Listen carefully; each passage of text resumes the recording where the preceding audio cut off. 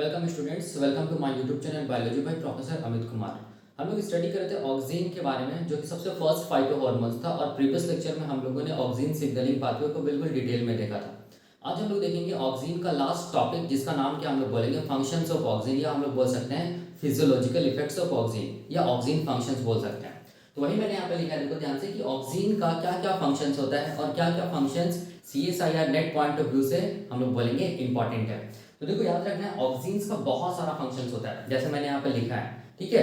लेकिन CSIR net point of view से आपको क्या फंक्शंस पूछेगा, तो देखो ध्यान से, ये वाला सेल इलोंगेशन के बारे में पूछता है, एपिकल डोमिनेंस के बारे में पूछता है, ट्रॉपिक रिस्पॉन्स के बारे में पूछता है, और हम लोग बोलेंगे क्या चीज, हर्बिसाइड वीडिसाइड्स के बारे में पूछता है, और एंटी एब्सिशन के बारे में पूछता है, ठीक है। तो इस पांच जो फंक्शंस है ना, इसको आप मतलब दिमाग में रखिएगा, ये इंपॉर्टेंट है CSIR net examination point of view से, ठीक है। तो अब हम लोग देखेंगे, देखो ध्यान से, ऑक्सीन का कितना फंक्शन है। तो हम लोग बोलेंगे ऑक्सीन का सबसे पहला फंक्शन देखो क्या चीज है, जो सबसे इंपॉर्टेंट है, जिसको हम लोग क्या बोलते हैं, जिसको हम लोग बोलते हैं सेल इलोंगेशन। तो ये ऑक्सीन का पहला फंक्शन है। ये क्या होता है सेल इलोंगेशन, कैसे करके ऑक्सीन सेल को इलोंगेट कराता है, ये हम लोग वन बाय वन डिटेल में देखेंगे। और किस हाइपोथेसिस या मैकेनिज्म के थ्रू कराता है, इस मैकेनिज्म को हम लोग बोलते हैं एसिड ग्रोथ हाइपोथेसिस। इसको हम लोग क्या बोलते हैं, एसिड ग्रोथ हाइपोथेसिस मैकेनिज्म के थ्रू क्या चीज, ऑक्सीन जो होता है वो क्या कराता है, हम लोग बोलेंगे सेल का इलोंगेशन कराता है। ये हम लोग देखेंगे डिटेल में, क्योंकि ये इंपॉर्टेंट फंक्शन ऑक्सीन का, और इससे क्वेश्चन आते हैं, ठीक है। दूसरा जो फंक्शन हम लोग बोलेंगे ऑक्सीन का, इसको हम लोग क्या बोलते हैं, एपिकल डोमिनेंस। ये दूसरा फंक्शन है ऑक्सीन का, ठीक है। फंक्शन नंबर 2, एपिकल डोमिनेंस क्या होता है, ठीक है। कैसे करके एपिकल जो बर्ड्स होते हैं, एपिकल डोमिनेंस को मेंटेन करता है ऑक्सीन, ये सब हम लोग इसमें पढ़ेंगे, ठीक है। उसके बाद अगला हम लोग क्या देखेंगे, अगला हम लोग देखेंगे कि ऑक्सीन का अगला फंक्शन क्या होता है। हम लोग बोलेंगे ऑक्सीन का अगला फंक्शन होता है ट्रॉपिक रिस्पांस, ठीक है। ये ट्रॉपिक रिस्पांस क्या होता है, ठीक है, ये भी हम लोग देखेंगे। वैसे मैं ये पढ़ा चुका हूँ ट्रॉपिक रिस्पांस में, फोटोट्रॉपिज्म के बारे में सारे एक्सपेरिमेंट्स में बता चुका हूँ, तो आप उसको भी देख सकते हैं ट्रॉपिक रिस्पांस में, ठीक है। अब यहाँ पर देखो, अगला जो ऑक्सीन का फंक्शन है, इसको हम लोग बोलते हैं वस्कुलर टिश्यू डिफरेंशिएशन, या हम लोग बोलते हैं क्या चीज, सेल डिफरेंशिएशन। ये अगला फंक्शन है क्या चीज का, ऑक्सीन का, ये भी हम लोग देखेंगे। उसके बाद अगला फंक्शन क्या चीज है कि ऑक्सीन क्या कराता है, हम लोग बोलेंगे रूट फॉर्मेशन कराता है, या हम लोग बोलेंगे रूट जनरेट कराता है, जिसको हम रूटिंग बोलते हैं, फंक्शन नंबर 5। उसके बाद हम लोग देखेंगे कि ऑक्सीन क्या, देखो ऑक्सीन क्या कराता है, हम लोग बोलेंगे ऑक्सीन क्या कराता है, एंटी एब्सिशन कराता है। एंटी एब्सिशन का मतलब हो गया कि लीफ और जो फ्रूट्स होता है ना, ठीक है, इसको क्या करता है ऑक्सीजन, हम लोग बोलेंगे इसका एब्सिशन को डिले करता है, ठीक है। मतलब प्लांट से इसको गिरने नहीं देता या झड़ने नहीं देता है, कौन, हम लोग बोलेंगे ऑक्सीन, ठीक है। अब देखो क्या होता है, हम लोग देखेंगे। उसके बाद अगला फंक्शन क्या चीज है, हम लोग बोलेंगे अगला फंक्शन है पार्थिनोकार्पी, फंक्शन नंबर 7। पार्थिनोकार्पी भी करवाता है क्या चीज, ऑक्सीन। ये क्या होता है, ये भी हम लोग देखेंगे। उसके बाद अगला फंक्शन क्या चीज है ऑक्सीन का, हम लोग बोलेंगे ऑक्सीन का अगला फंक्शन है हर्बिसाइड या वीडिसाइड्स की तरह भी काम करता है ऑक्सीन, क्या होता है हम लोग देखेंगे। उसके बाद हम लोग देखेंगे कि अगला फंक्शन क्या होता है ऑक्सीन का, ये फाइलोटैक्सी को भी कंट्रोल करता है।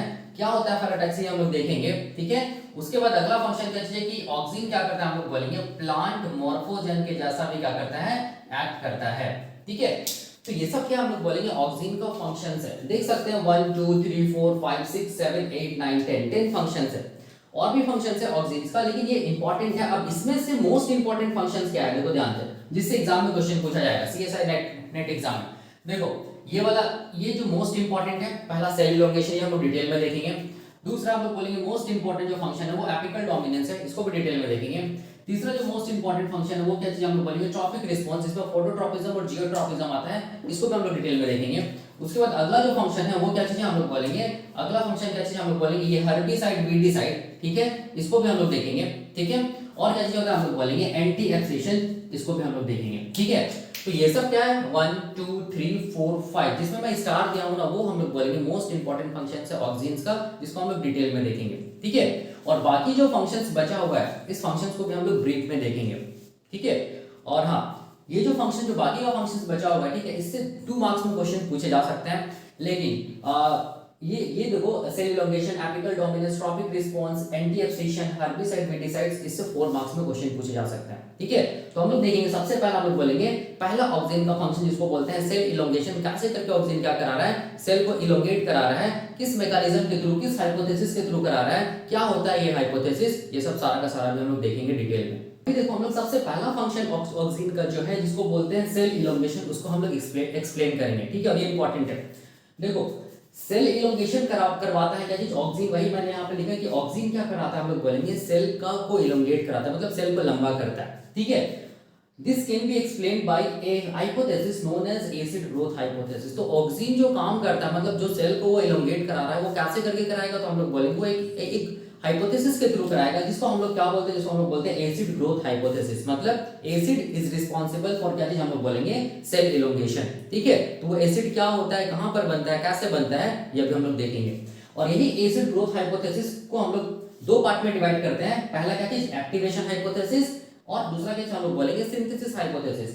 एक्टिवेशन हाइपोथेसिस भी एसिड ग्रोथ हाइपोथेसिस है, सिंथेसिस हाइपोथेसिस भी हम लोग बोलेंगे एसिड ग्रोथ हाइपोथेसिस है, ठीक है। तो क्या है, इसको मैं एक डायग्राम से समझाता हूं, और जो भी यहाँ पर लिखा हूं मैं लाइन डायग्राम से देख सकते हैं, ये क्या चीज हम लोग बोलेंगे एसिड ग्रोथ हाइपोथेसिस है। मतलब एक्टिवेशन हाइपोथेसिस ये है, और हम लोग बोलेंगे सिंथेसिस हाइपोथेसिस ये है, ठीक है। क्या होता है, बहुत आसान है, देखो क्या चीज है, कैसे समझते हैं, कैसे करके प्लांट का सेल क्या होगा, इलोंगेट होगा। तो ये मान लो कि क्या चीज हम लोग बोलेंगे, प्लांट का मैं सेल बनाया, ठीक है। अब यहाँ पर देखो ये वाला पोर्शन को हम लोग क्या बोलेंगे, इसको हम लोग बोलेंगे प्लांट सेल वॉल बोलेंगे, ठीक है। और हम लोग बोलेंगे, और हम लोग क्या जानते हैं कि प्लांट सेल वॉल किसका बना होता है, हम लोग बोलेंगे प्लांट सेल वॉल केमिकली हम लोग बोलेंगे बना होता है पॉलीसेकेराइड्स का या कार्बोहाइड्रेट्स का, जिसको सेल्यूलोज बोलते हैं, याद रखना, ठीक है। और ये सेल्यूलोज में हम लोग बोलेंगे, ये सेल्यूलोज के बीच में एक प्रोटीन प्रेजेंट होता है, उस प्रोटीन को याद रखना है, क्या बोलेंगे, उस प्रोटीन को हम लोग बोलेंगे एक्सपेंसिव प्रोटीन। क्या बोलेंगे इसको, हम लोग एक्सपेंसिव प्रोटीन बोलेंगे, इसको दिमाग में रखना। अब देखो ये सेल वॉल है, और ये वाला जो पार्ट है ना, ये वाला, इसको हम लोग क्या बोलेंगे, इसको हम लोग बोलेंगे क्या चीज, इसको हम लोग बोलेंगे प्लाज्मा मेम्ब्रेन। इसको मैं ऐसे दिखा रहा हूं, देखो ध्यान से, ये क्या चीज हो गया, प्लाज्मा मेम्ब्रेन हो गया या सेल मेम्ब्रेन हो गया। अब प्लाज्मा मेम्ब्रेन और सेल वॉल के बीच में जो एरिया है ना, या जो स्पेस है ना, इसको हम लोग बोलते हैं क्या चीज, जिसको हम लोग बोलते हैं एपोप्लास्ट बोलते हैं। इसको हम लोग क्या बोलते हैं, एपोप्लास्ट बोलते हैं। और नॉर्मली जो एपोप्लास्ट का जो पीएच होता है, नॉर्मली याद रखना, वो कितना होता है, हम लोग बोलेंगे वो एसिडिक पीएच होता है। वो क्या होता है, हम लोग बोलेंगे एसिडिक पीएच होता है। कितना होता है, हम लोग बोलेंगे पीएच, तो अब मैंने बढ़ाया है, कितना होता है, ये होता है हम लोग बोलेंगे 5 से लेके 5.5 तक होता है, ठीक है। ये मैंने बताया है, देख लेना ऑक्सीजन पोलर ट्रांसपोर्ट वाला जो मेरा लेक्चर है, उसमें मैंने बताया है कि 5 से 5.5 तक कैसे होता है, सारा कुछ मैं डिटेल में बताया हूं, ठीक है। अब यहाँ पर देखो ये वाला प्लांट का कौन सा पोर्शन, हम लोग बोलेंगे प्लांट का साइटोप्लाज्म वाला पोर्शन है, ठीक है। ये प्लांट का कौन सा पोर्शन है, साइटोप्लाज्म वाला पोर्शन है।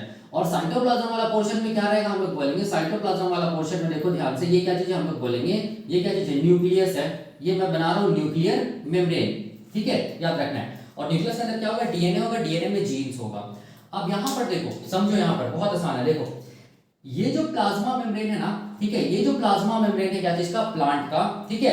ये प्लाज्मा मेम्ब्रेन में याद रखना है क्या लगा होता है, हम लोग बोलेंगे क्या लगा हुआ रहता है, हम लोग बोलेंगे हाइड्रोजन पंप लगा हुआ होता है, ठीक है। ये प्लाज्मा मेम्ब्रेन में क्या लगा हुआ होता है, हम लोग बोलेंगे हाइड्रोजन पंप लगा होता है। तो ये मैं क्या बना रहा हूँ, देख सकते हैं, ये मैं क्या बना रहा हूँ, हाइड्रोजन पंप बना रहा हूँ। ये क्या चीज है, हम लोग बोलेंगे हाइड्रोजन पंप है। ये क्या चीज है, हाइड्रोजन पंप है। इधर भी होगा, ये क्या चीज है, हाइड्रोजन पंप है, जो कि प्लाज्मा मेम्ब्रेन में लगा हुआ है। ये भी क्या चीज है, हम लोग बोलेंगे हाइड्रोजन पंप है, ठीक है। तो इसको मैं ऐसे दिखा रहा हूँ, देखो ध्यान से, यहाँ पर ये क्या चीज है, हाइड्रोजन पंप है, याद रखना है। जिसको हम लोग क्या बोलते हैं, प्रोटोन पंप भी बोलते हैं, या प्रोटोन एटीपीएस भी बोलते हैं, या H+ एटीपीएस भी बोलते हैं, ठीक है। और ये H+ एटीपीएस का काम क्या चीज है, ये H+ एटीपीएस का काम क्या है, देखो ध्यान से, यहाँ जो सेल का जो साइटोप्लाज्म है ना, ठीक है, ये क्या चीज है, सेल का जो साइटोप्लाज्म है ना, साइटोप्लाज्म से हाइड्रोजन को कहां से कहां लेके जाना, साइटोप्लाज्म से कहां लेके जाना, हम लोग बोलेंगे एपोप्लास्ट की तरफ लेकर जाना। तो देखो यहाँ पर क्या होगा, हम लोग बोलेंगे ये जो हाइड्रोजन है ना, ये हाइड्रोजन आयन जो है ना, वो कहां से कहां जाएगा, हम लोग बोलेंगे सेल के साइटोप्लाज्म से होते हुए कहां जाएगा, हम लोग बोलेंगे एपोप्लास्ट में मूव करेगा, ठीक है। तो एपोप्लास्ट में मूव करेगा, तो एपोप्लास्ट में क्या होगा, हम लोग बोलेंगे हाइड्रोजन आयन का कॉन्सेंट्रेशन बढ़ेगा। और ये जो हाइड्रोजन आयन का जो कॉन्सेंट्रेशन जो एपोप्लास्ट में बढ़ रहा है, इसका मतलब एपोप्लास्ट का पीएच क्या हो जाएगा, हम लोग बोलेंगे एपोप्लास्ट का पीएच क्या हो जाएगा, मैं यहाँ पर लिख रहा हूँ, एपोप्लास्ट का पीएच क्या हो जाएगा, हम लोग बोलेंगे एसिडिक हो जाएगा। और वो पीएच कितना होगा, हम लोग बोलेंगे 5 से लेके 5.5 तक के बीच में होगा, ठीक है। तो ध्यान से देखो, ये वाला जो पंप है ना, जिसको हम लोग हाइड्रोजन पंप बोल रहे हैं या हाइड्रोजन एटीपीएस बोल रहे हैं, क्या चीज हम लोग बोलेंगे, ये हाइड्रोजन पंप, ठीक है, या इसको हम लोग क्या बोलते हैं, हाइड्रोजन एटीपीएस बोलते हैं। इसका मतलब ये पंप है, इसका मतलब ये क्या करेगा, हाइड्रोजन को लोअर कॉन्सेंट्रेशन से हायर कॉन्सेंट्रेशन की तरफ लेके जाएगा। मतलब सेल के साइटोप्लाज्म में हाइड्रोजन आयन का कॉन्सेंट्रेशन क्या चीज हम लोग बोलेंगे, कम है, ठीक है, कम से ज्यादा की तरफ लेके जा रहा है। मतलब एपोप्लास्ट में क्या हम लोग बोलेंगे, हाइड्रोजन आयन का कॉन्सेंट्रेशन ज्यादा है, ठीक है। तो लोअर कॉन्सेंट्रेशन से हायर कॉन्सेंट्रेशन की तरफ कौन मूव करवाएगा, हम लोग बोलेंगे H+ पंप, या हम लोग बोलेंगे प्रोटोन पंप। किसको हम लोग बोलेंगे, प्रोटोन को, ठीक है। और चूंकि लोअर से जब भी कभी हायर कॉन्सेंट्रेशन में कोई भी मॉलिक्यूल मूव करता है, तो उसके लिए क्या चाहिए होता है हम लोग बोलेंगे, उसके लिए चाहिए होता है एटीपी, ठीक है, एनर्जी चाहिए होता है। इसीलिए H प्लस पंप को हम लोग क्या बोलते हैं, हाइड्रोजन एटीपीएस बोलते हैं। ये क्या करेगा, एटीपी को तोड़ेगा, उससे एनर्जी को निकालेगा और वो एनर्जी से क्या करेगा, H प्लस आयन को मूव करवाएगा कहां से कहां, हम लोग बोलेंगे साइटोप्लाज्म से कहां, एपोप्लास्ट, जिसकी वजह से एपोप्लास्ट का पीएच क्या हो जाएगा, एसिडिक हो जाएगा। मतलब कितना 5 से लेके 5.5 तक एपोप्लास्ट का पीएच हो जाएगा, ठीक है। तो ये कॉन्सेप्ट है। और भी अगर डिटेल में जानना है कि एपोप्लास्ट का पीएच क्यों 5 से लेकर 5.5 तक हो जाता है, तो इसको मैं और भी डिटेल में बताया हूं। पोलर ट्रांसपोर्ट जो मैंने पढ़ाया है, ऑक्सीजन का पोलर ट्रांसपोर्ट, आप वो लेक्चर देखना, आपको और भी समझ में आएगा बहुत, ठीक है। अब देखो यहाँ पर ऑक्सीजन क्या करता है, ठीक है। देखो ऑक्सीजन कहां प्रेजेंट होता है, हम लोग बोलेंगे ऑक्सीजन प्रेजेंट होता है एपोप्लास्ट में। किस फॉर्म में प्रेजेंट होता है, हम लोग बोलेंगे प्रोटोनेटेड फॉर्म में भी प्रेजेंट होता है, ठीक है। और हम लोग बोलेंगे डीप्रोटोनेटेड फॉर्म में भी प्रेजेंट होता है, ये हम लोग पढ़े हैं, ठीक है। ध्यान से देखो कि ऑक्सीजन कैसे करके हम लोग बोलेंगे क्या कराता है, सेल का एलोंगेशन कराता है, जिस हाइपोथेसिस को हम लोग एसिड ग्रोथ हाइपोथेसिस बोलते हैं। एसिड ग्रोथ हाइपोथेसिस का मतलब हो गया कि acid is responsible for the, हम लोग बोलेंगे क्या चीज, सेल ग्रोथ, या हम लोग बोल सकते हैं क्या चीज, सेल एलोंगेशन, ठीक है। और ये एसिड ग्रोथ जो हाइपोथेसिस है, इसमें दो हाइपोथेसिस आते हैं, को बोलते हैं एक्टिवेशन हाइपोथेसिस, दूसरा को बोलते हैं सिंथेसिस हाइपोथेसिस, ठीक है। तो एक्टिवेशन हाइपोथेसिस रहे चाहे सिंथेसिस हाइपोथेसिस रहे, याद रखना है ये दोनों में क्या होगा, जो एपोप्लास्ट का जो पीएच है ना वो और ज्यादा एसिडिक हो जाएगा, और उसी एसिडिक पीएच की वजह से क्या होगा, सेल का क्या होगा, हम लोग बोलेंगे इलोंगेशन होगा, ठीक है। तो नाम से लग रहा है एक्टिवेशन हाइपोथेसिस, देखो ध्यान से क्या होता है, एक्टिवेशन हाइपोथेसिस में मतलब किसी चीज का एक्टिवेशन होगा। इसका मतलब देखो ध्यान से, यहाँ पर ये जो प्रोटॉन का पंप है ना, ये सब देखो, ये जो प्रोटॉन का पंप जो लगा हुआ है ना, किस में हम लोग बोलेंगे, किस में लगा हुआ है, सेल के प्लाज्मा मेम्ब्रेन में लगा हुआ है, प्लांट सेल के प्लाज्मा मेम्ब्रेन में लगा हुआ है। तो ये जो ऑक्सीजन है, ठीक है, देखो ध्यान से, ये जो ऑक्सीजन है ना, ठीक है, ये प्रोटोनेटेड फॉर्म ऑफ ऑक्सीजन रहे चाहे डीप्रोटोनेटेड फॉर्म ऑफ ऑक्सीजन रहे, ये क्या करता है, हम लोग बोलेंगे हाइड्रोजन पंप को और एक्टिवेट कर देता है, ठीक है। हाइड्रोजन पंप को क्या करता है, और भी ज्यादा हम लोग बोलेंगे एक्टिवेट कर देता है, जिसकी वजह से क्या होता है, देखो ध्यान से, जिसकी वजह से क्या होता है, हम लोग बोलेंगे, यहाँ पर भी क्या चीज है, यहाँ पर भी क्या मिलेगा, हम लोग बोलेंगे ऑक्सीजन मिलेगा। कौन सा फॉर्म, डीप्रोटोनेटेड फॉर्म मिलेगा कहां, साइटोप्लाज्म में, ठीक है। और ये ऑक्सीजन क्या करेगा, डायरेक्टली क्या करेगा, हम लोग बोलेंगे हाइड्रोजन पंप या हाइड्रोजन एटीपीएस को एक्टिव कर देगा, ठीक है। इस एक्टिवेशन की वजह से क्या होगा, देखो ध्यान से, इस एक्टिवेशन की वजह से क्या होगा, देखो ये जो यहाँ पर सेल के साइटोप्लाज्म में जो H प्लस था ना, वो फिर से मूव करेगा कहां, हम लोग बोलेंगे एपोप्लास्ट में। तो एपोप्लास्ट में क्या हो जाएगा, हम लोग बोलेंगे हाइड्रोजन आयन का कॉन्सेंट्रेशन और ज्यादा बढ़ जाएगा, इतना ज्यादा बढ़ जाएगा कि हम लोग बोलेंगे जो पीएच होगा ना एपोप्लास्ट का, वो क्या हो जाएगा, हम लोग बोलेंगे और ज्यादा एसिडिक हो जाएगा, या हम लोग बोलेंगे जो पीएच हो जाएगा वो कितना होगा, हम लोग बोलेंगे 4 से लेके 4.2 तक आ जाएगा, ठीक है। पहले कितना था, हम लोग बोलेंगे पहले जो पीएच था वो 5 से लेके 5.5 था, लेकिन ऑक्सीजन क्या किया, हाइड्रोजन पंप को और ज्यादा एक्टिवेट कर दिया, जिसकी वजह से और ज्यादा क्या हुआ, हम लोग बोलेंगे H प्लस आयन कहां से कहां जाने लगा, सेल के साइटोप्लाज्म से एपोप्लास्ट, मतलब लोअर कॉन्सेंट्रेशन से हायर कॉन्सेंट्रेशन, जिसकी वजह से एपोप्लास्ट में क्या हुआ, हाइड्रोजन आयन का कॉन्सेंट्रेशन और ज्यादा बढ़ गया, और पीएच क्या हो गया, और ज्यादा घट गया, ठीक है, डिक्रीज कर गया। मतलब पहले 5 से 5.5 था, अब कितना हो गया, 4 से 4.2 हो गया, ठीक है। तो ये क्या, इस पीएच को हम लोग क्या बोलेंगे, इस पीएच को हम लोग बोलेंगे चीज एसिडिक पीएच, इसको हम लोग क्या बोलेंगे, एसिडिक पीएच ऑफ एपोप्लास्ट, ठीक है। तो ये एसिडिक पीएच ऑफ एपोप्लास्ट किसकी वजह से क्रिएट हुआ, हम लोग बोलेंगे ऑक्सीजन की वजह से। कैसे क्रिएट हुआ, तो ये ऑक्सीजन क्या किया, H प्लस पंप को या हाइड्रोजन एटीपीएस को क्या किया, हम लोग बोलेंगे एक्टिवेट किया, जिसकी वजह से हम लोग बोलेंगे जो एपोप्लास्ट है वो और ज्यादा क्या हो गया, एसिडिक हो गया, ठीक है। तो अब ये एसिडिक पीएच जो होता है एपोप्लास्ट का, देखो ध्यान से, यहाँ पर एसिडिक पीएच जो एपोप्लास्ट का होता है, मतलब कितना, हम लोग बोलेंगे 4 से लेके 4.2 जो होता है। उसके बाद देखो मैंने यहाँ पे लिखा है, ये क्या करता है, देखो ध्यान से, ये जो सेल वॉल होता है ना, देखो ध्यान से, ये जो प्लांट सेल का सेल वॉल होता है वो किसका बना होता है, सेल्यूलोज का बना होता है। और सेल्यूलोज कैसा होता है, हम लोग बोलेंगे, ये हम लोग बोलेंगे स्ट्रक्चरल होमोपॉलीसेकेराइड से, या हम लोग बोलेंगे कार्बोहाइड्रेट से, ठीक है। इस सेल्यूलोज के पास क्या प्रेजेंट होता है, हम लोग बोलेंगे, ये सेल्यूलोज के पास प्रेजेंट होता है क्या, हम लोग बोलेंगे एक प्रोटीन, जिसको क्या बोलते हैं, एक्सपेंसिव प्रोटीन। देखो भाई मैंने लिखा है, ठीक है, ये क्या सेल्यूलोज के पास क्या प्रेजेंट होता है, हम लोग बोलेंगे एक्सपेंसिव प्रोटीन प्रेजेंट होता है, ठीक है। तो एक्चुअल में देखो क्या होता है, ये जो एसिडिक पीएच है ना, ठीक है, एसिडिक पीएच ऑफ एपोप्लास्ट, ये क्या करता है, हम लोग बोलेंगे सेल्यूलोज के बीच में प्रेजेंट जो एक्सपेंसिव प्रोटीन है, देखो मैं यहाँ पे लिख रहा हूँ, जो एक्सपेंसिव प्रोटीन है उसको क्या करता है, हम लोग बोलेंगे उसको एक्टिवेट कर देता है, ठीक है। ये एक्सपेंसिव प्रोटीन क्या करता है, हम लोग बोलेंगे सेल्यूलोज के बीच में जो मिलने वाला जो हाइड्रोजन बॉन्ड्स है ना, ठीक है, ये हाइड्रोजन बॉन्ड्स को ये क्या कर देता है, हम लोग बोलेंगे ब्रेक कर देता है, जिसकी वजह से हम लोग बोलेंगे जो सेल्यूलोज माइक्रोफाइब्रिल्स है ना, जो सेल्यूलोज माइक्रोफाइब्रिल्स है वो क्या हो जाता है, हम लोग बोलेंगे, वो क्या होता है, हम लोग बोलेंगे लूज हो जाता है, ठीक है, वो क्या हो जाता है, हम लोग बोलेंगे लूज हो जाता है। और इस लूज होने की वजह से क्या होता है हम लोग बोलेंगे वाटर का जब अपटेक होता है या वाटर का क्या होता है हम लोग बोलेंगे इंडोस्मोसिस होता है, ठीक है, इंडोस्मोसिस होता है, वाटर अंदर जाता है। तो ये वाटर हम लोग बोलेंगे ये कहां पर स्टोर हो जाता है हम लोग बोलेंगे वैक्यूल्स में स्टोर हो जाता है, जिसकी वजह से वैक्यूल का साइज क्या होता है हम लोग बोलेंगे बढ़ जाता है, ठीक है। साइज बढ़ता है तो क्या होगा हम लोग बोलेंगे सेल का क्या होता है हम लोग बोलेंगे इलोंगेशन होता है, ठीक है। तो यही मैकेनिज्म है पहला हम लोग बोलेंगे एक्टिवेशन हाइपोथेसिस, ठीक है। देख सकते हैं वही मैंने यहाँ पे लिखा है कि ऑक्सीजन आया, ये ऑक्सीजन क्या किया हाइड्रोजन पंप को एक्टिवेट किया, ठीक है।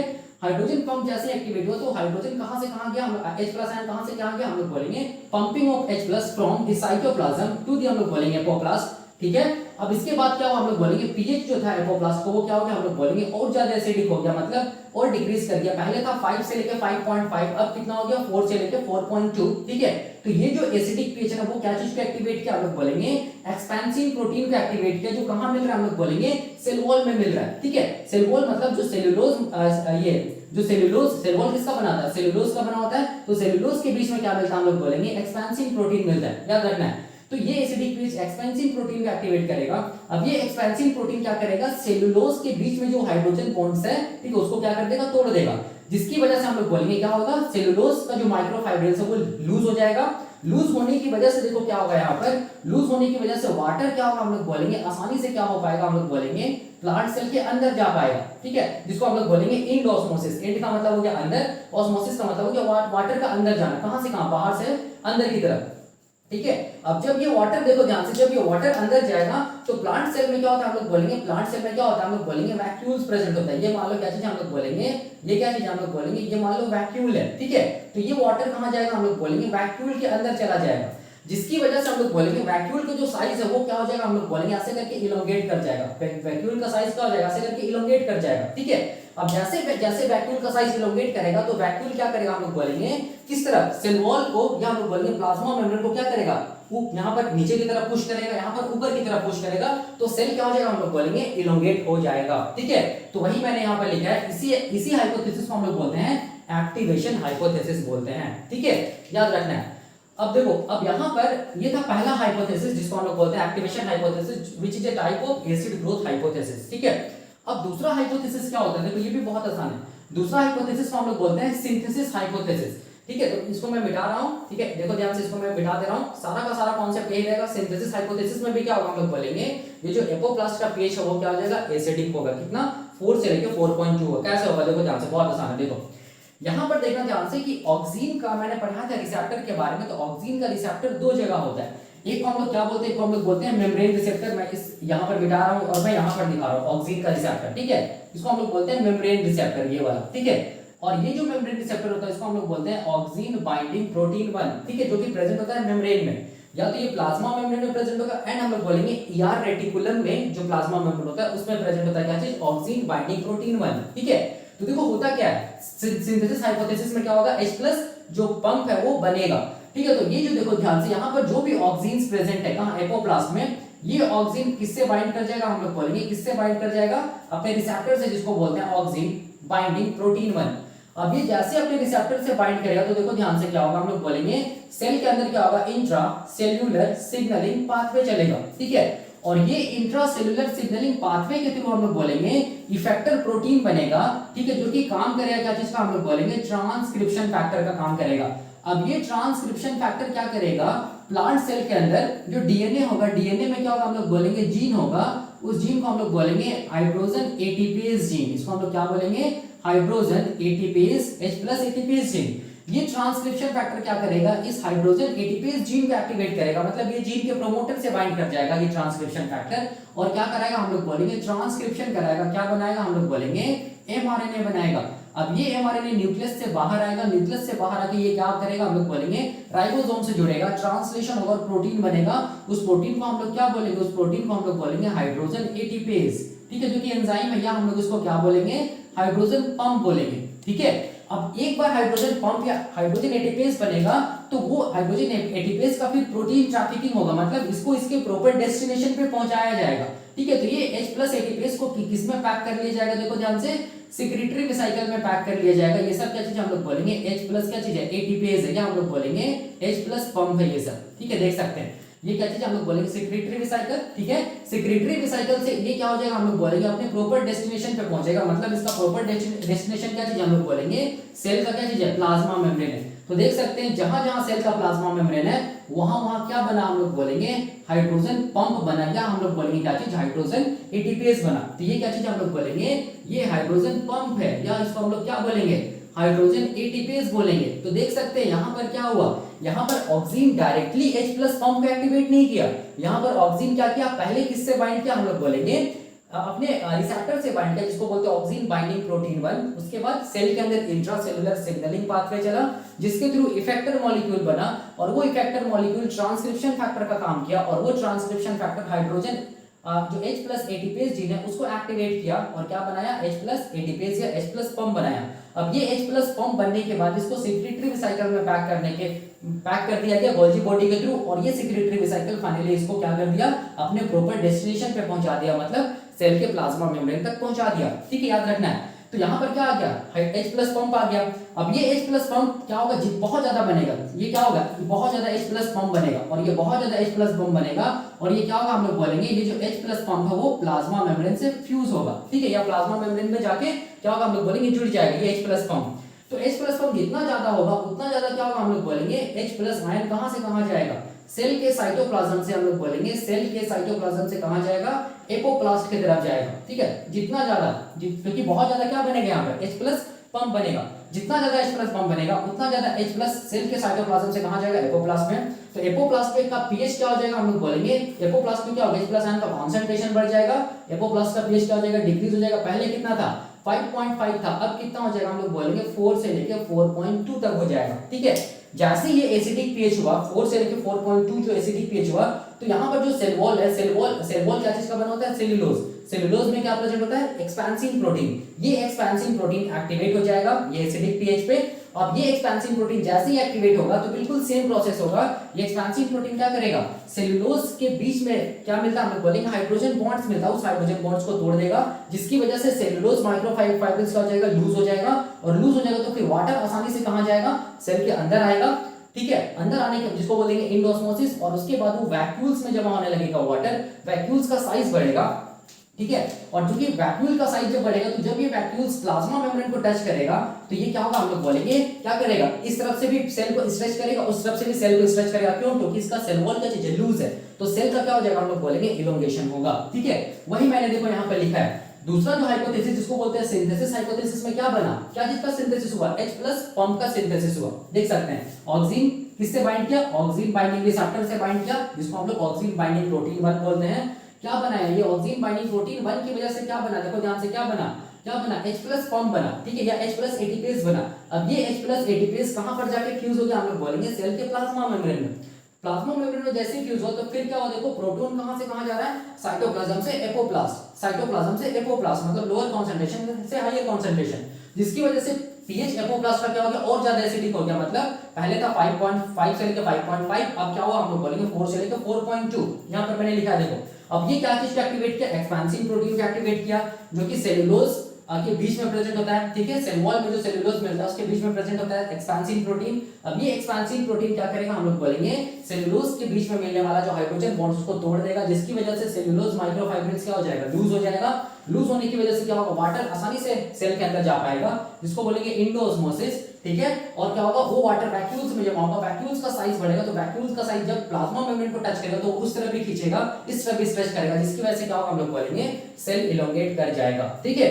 तो ऐसे करके देख सकते हैं ऑक्सीजन क्या करता है, हम लोग बोलेंगे सेल का इलोंगेशन करवाता है, ठीक है। इसको आप लोग ऐसे समझ सकते हैं, देखो ध्यान से, एक बार सेल का इलोंगेशन जैसे ही हो गया ना, ठीक है, फिर वापस क्या हो जाएगा, हम लोग बोलेंगे सारा प्रोसेस रिवर्स हो जाएगा। मतलब क्या, देखो ध्यान से, मतलब देखो ध्यान से, जैसे कि मान लीजिए ये पेन है, ठीक है, इसको जब हम लोग गर्म करेंगे और उसको ऐसे करके खींचेंगे, ठीक है, तो ये क्या हो जाएगा, कुछ समय के बाद क्या क्या हो जाएगा, हम लोग बोलेंगे क्या हो जाएगा, इलोंगेट हो जाएगा, ठीक है। इलोंगेट हो गया तो सेम वैसे ही होता है, एक समय के बाद इलोंगेट हो जाएगा, उसके बाद वो वापस फिर मतलब जितना सेल का पहले जो साइज था उतना नहीं वापस जा पाएगा। तो सेम यहाँ पर भी वैसे ही होगा, जैसे एक बार सेल इलोंगेट हो गया, फिर से देखो ध्यान से, फिर से क्या होगा, जितना भी H प्लस कहाँ था एपोप्लास्ट में आया था, वो फिर से वापस कहां जाएगा, सेल के साइटोप्लाज्म में चला जाएगा, ठीक है, याद रखना है। फिर से क्या होगा, हम लोग बोलेंगे, फिर से क्या होगा, एसिड ग्रोथ हाइपोथेसिस होगा, ठीक है, फिर से सेल क्या हो जाएगा, इलोंगेट होगा और यही प्रोसेस चलता चला जाएगा, ठीक है। इसी को हम लोग बोलते हैं क्या जी, cell elongation by acid growth hypothesis, ठीक है। आप देख सकते हैं जो भी मैंने समझाया है वही मैंने यहाँ पे लिखा है, जो भी मैंने यहाँ लाइन डायग्राम से समझाया वही मैंने यहाँ पर डायग्राम से समझाया, ठीक है। तो अब क्वेश्चन आता है कि ये जो एसिड ग्रोथ हाइपोथेसिस है, ठीक है, क्या इसमें कोई ग्राफ भी है, तो हम लोग बोलेंगे हाँ बिल्कुल एक ग्राफ है जो एग्जाम में पूछा जाता है, ठीक है। और भी मतलब कुछ मैं इंपॉर्टेंट चीज बताऊंगा, कुछ फंगल प्रोडक्ट होता है, ठीक है, वो भी क्या चीज का काम करता है, हम लोग बोलेंगे वो फंगल प्रोडक्ट होने के बाद भी वो ऑक्सीजन के जैसा काम करता है, मतलब वो क्या कराता है, हम लोग बोलेंगे सेल इलोंगेशन का वो करवाता है, ठीक है। तो वो ग्राफ क्या है और वो फंगल प्रोडक्ट का नाम क्या है वो मैं अभी बताने जा रहा हूँ, ठीक है। तो यहाँ पर देखो एक फंगल प्रोडक्ट है, देखो ध्यान से, उस फंगल प्रोडक्ट का नाम क्या हम लोग बोलेंगे, फूसीकोकीन।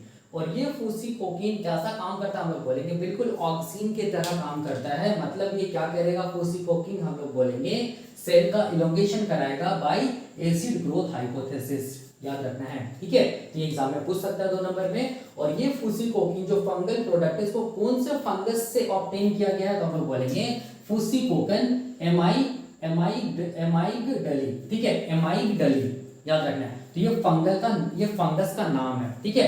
अब देखो जो ग्राफ था वो ग्राफ को मैं यहाँ पर बनाया हूँ, ये वाला क्या चीज है ग्राफ का, ये वाला हम लोग बोलेंगे वाई एक्सिस है, ठीक है, ये भी क्या चीज हम लोग बोलेंगे वाई एक्सिस है। और ये वाला क्या चीज हम लोग बोलेंगे, ये कौन सा एक्सिस हम लोग बोलेंगे एक्स एक्सिस है, ये वाला, ठीक है, ये वाला कौन सा एक्सिस है, एक्स एक्सिस है, ठीक है।